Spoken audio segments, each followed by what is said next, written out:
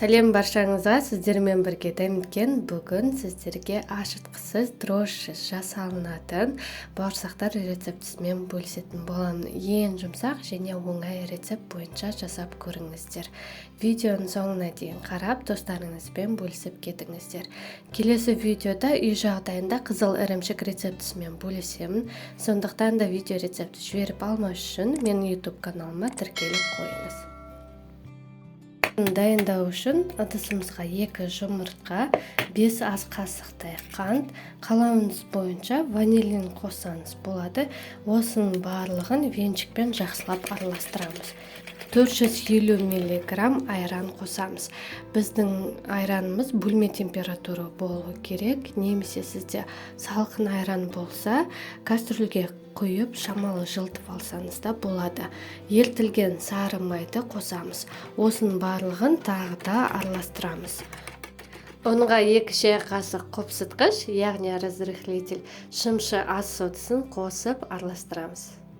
Онды електен өткізіп аламыз.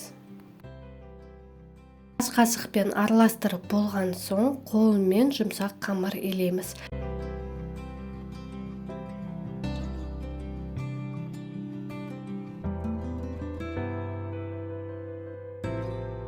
Бетін салафанмен жауып, қамырды демалуға 15 минутқа бір шетке алып қоямыз.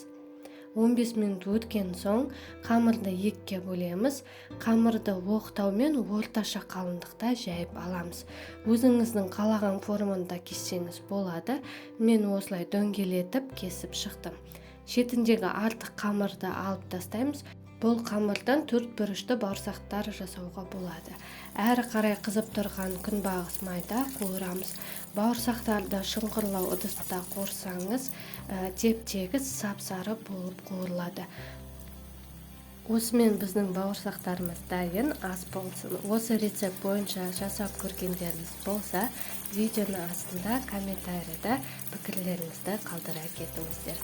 Және де видео рецепт ұнаған болса, міндетті түрде лайк басып, менің арнама тіркеліп қойыңыздар. Сіздермен бірге болған дәміткен.